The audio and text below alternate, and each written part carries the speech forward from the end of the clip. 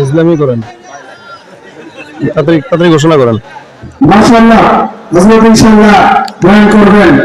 মুআজ্জাজ হাজরিন, এই কাছে আপনাদের সামনে অত্যন্ত গুরুত্বপূর্ণ সরকারের আলোচনা পেশ করবেন সকলের প্রিয় ভাজন, যুবকদের আইডল হযরতুল আল্লাহ হযরত মাওলানা মুফতি সাঈদ আহমদ সাহেব দামাত বরকাতুহু। আমি হযরতকে তার গুরুত্বপূর্ণ সরকারের আলোচনা পেশ করার জন্য মাহফিল ইনতিজামিয়া কমিটির পক্ষ থেকে সবিনয় অনুরোধ জানাচ্ছি। السلام عليكم ورحمة الله وبركاته.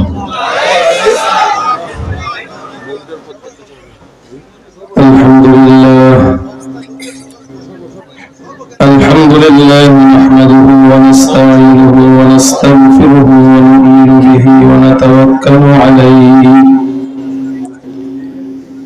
ونعوذ بالله من شرور أنفسنا ومن سيئات أعمالنا.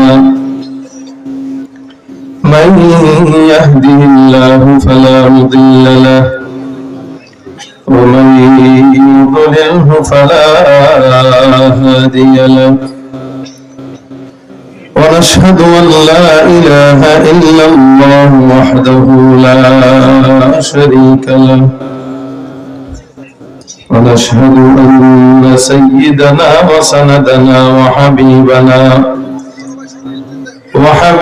ربنا وطبيبنا وطبيب قلوبنا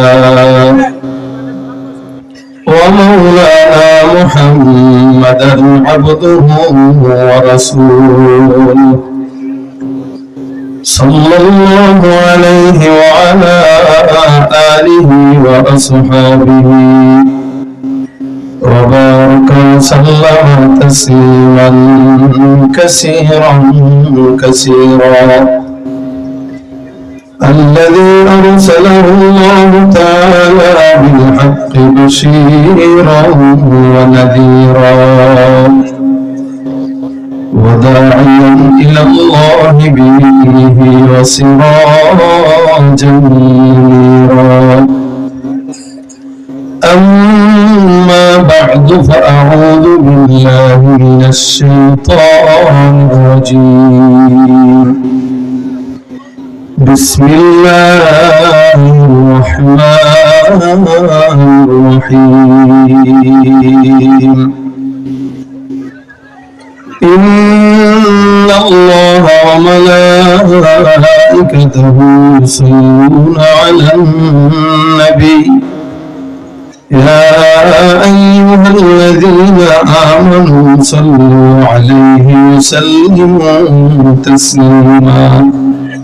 زبان করে সকলে দুরূদ শরীফ পড়ি। আল্লাহুম্মা সাল্লি আলা মুহাম্মাদ ওয়া আলা আলি মুহাম্মাদ কামা সাল্লাইতা আলা ইব্রাহিম ওয়া আলা আলি ইব্রাহিম إنك حميد مجيد.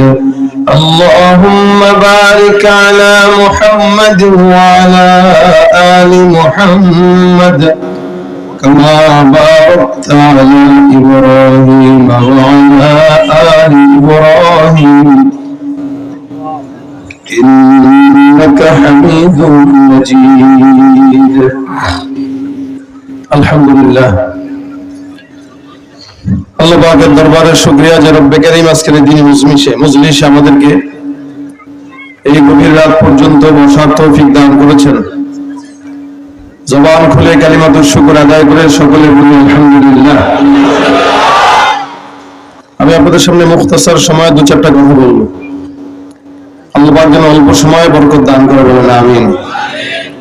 আপনারা এই পর্যন্ত দীর্ঘ সময় যাবত ওলামা ইকরামদের জবান থেকে মূল্যবান নসিহত শুনছিলেন।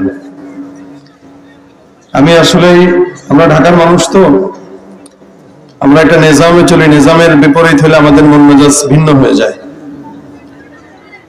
আজকের এই মাহফিলে 12টায় আগে আমার বয়ান শেষ করার কথা, সেখানে 12টায় আপনারা দিয়েছেন, সুতরাং আমি বেশিক্ষণ আলোচনা করব না, একদমই কম সময় কথা বলবো। আমি এখানে এসে প্রায় 1 ঘন্টার উপরে বসা, 1.5 ঘন্টার মতো বসা, 10:30টায় আসছি, এখন 1.5 ঘন্টা পরে আপনারা দিলেন আমাকে। আমাদের সময়ের অনেক মূল্য, কারণ এখান থেকে যে আরেক জায়গায় যেতে হবে, ওখানে তাদেরকে 12টায় টাইম দেওয়া ছিল।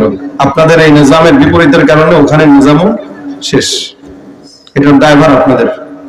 সুতরাং যদি বলা হয় 1.5 ঘন্টা 1 ঘন্টা, আমি কোনোটাই শুনবো না, কারণ আমি 1.5 ঘন্টা বসায় রাখলেন কেন? আর এই প্রোগ্রামটা আমি করেছি শুধুমাত্র গত 2 বছর আগে আপনাদের সাথে আমার একটা মিস্টেক হয়েছে, অর্থাৎ আমার ওমরার সফরের কারণে এই প্রোগ্রামটা আসতে পারিনি। এই কারণে কাজা আদায়ের জন্য আজকে এখানে আসলাম।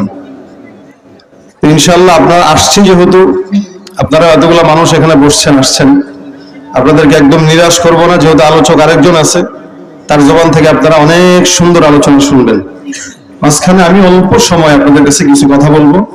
আল্লাহ পাকে অল্পতে বরকত দিবে ইনশাআল্লাহ, এবং যতক্ষণ থাকবো স্বতঃস্ফূর্ত আওয়াজ দিয়ে থাকবেন। যদি আপনাদের স্বতঃস্ফূর্ত, আমি আগেই বলেছি, আমাদের ঢাকা থেকে আমি দুপুরে 2টায় রওনা দিয়ে আমি এখানে এসেছি, আবার ঢাকায় যেতে হবে, মাঝখানে আলোচনা, সবকিছু মিলে আমরা অবস্থা খুব দুর্বল। প্রোগ্রাম এখন থেকে তো না, অনেক দিন ধরেই তো। সুতরাং আমরা গলা বাঁচায় কথা বলতে চাবো, কিন্তু আপনারা সুযোগ দিবেন না। কেন দিবেন না? যদি আপনি চুপ থাকেন তা আমার অনেক কিছু যেটা আপনি শুনতে পারবেন না, মিস করবেন।